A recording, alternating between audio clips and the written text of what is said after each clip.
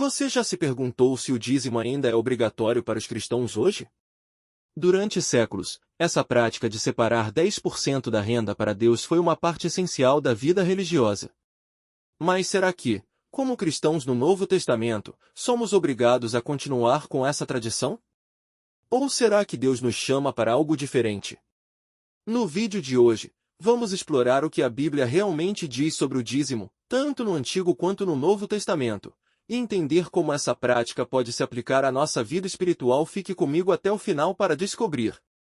O dízimo é uma prática estabelecida desde os tempos antigos.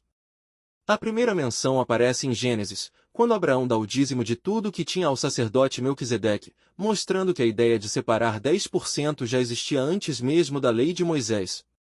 Mais tarde, sob a lei dada a Moisés, o dízimo tornou-se um mandamento claro para o povo de Israel. Em Números 18:21, Deus ordena que os israelitas entreguem os dízimos aos levitas, que não tinham herança própria na terra, para sustentá-los enquanto realizavam seu trabalho no templo. Em Malaquias, Deus até desafia o povo a testar sua fidelidade através do dízimo. Trazei todos os dízimos à casa do tesouro, para que haja mantimento na minha casa, e provai-me nisto, diz o Senhor dos Exércitos, se eu não vos abrir as janelas do céu, e não derramar sobre vós uma bênção tal, que dela vos advenha maior abastança. Esses textos mostram que o dízimo era uma aliança entre Deus e seu povo. No Novo Testamento, o dízimo não recebe a mesma ênfase. Em Mateus, Jesus menciona o dízimo ao corrigir os fariseus. Ele diz: ai de vós, escribas e fariseus, hipócritas! Pois que dais o dízimo da hortelã, do endro e do cominho, e tendes negligenciado o mais importante da lei, o juízo, a misericórdia e a fé. Deveis, porém, fazer estas coisas, sem omitir aquelas.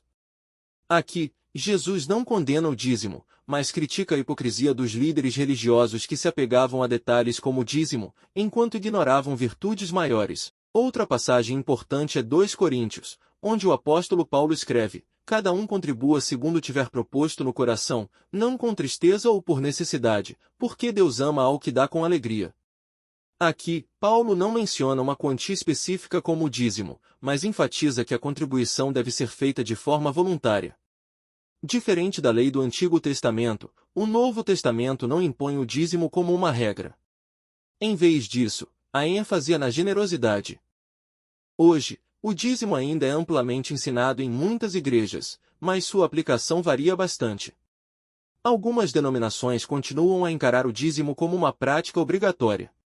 Elas ensinam que dar 10% da renda ainda é uma demonstração de obediência e confiança em Deus para sustentar a igreja. Por outro lado, muitas outras igrejas adotam uma abordagem diferente, focada nos ensinamentos do Novo Testamento sobre generosidade. Elas argumentam que, embora o dízimo tenha sido uma prática essencial no Antigo Testamento, a ênfase para os cristãos hoje é dar conforme cada um tem no coração, como Paulo escreve em 2 Coríntios, Deus ama quem dá com alegria. Para essas igrejas, a contribuição financeira não precisa seguir a regra rígida dos 10%. Independentemente da abordagem, o importante é lembrar que Deus se importa mais com a atitude do coração do que com a quantia exata. Por isso, hoje, muitos cristãos optam por dar generosamente.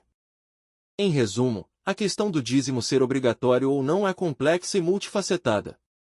No Antigo Testamento, o dízimo era uma prática mandatória, estabelecida por Deus para sustentar a adoração e o ministério.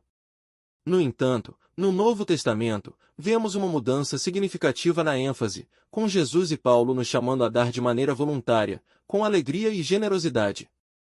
Portanto, a prática do dízimo hoje não deve ser vista como uma obrigação pesada, mas como uma oportunidade de expressar nossa gratidão a Deus e nosso amor ao próximo. Cada um deve considerar o que significa dar em sua própria vida e como pode contribuir para a obra de Deus, seja através do dízimo, ofertas ou outras formas de generosidade.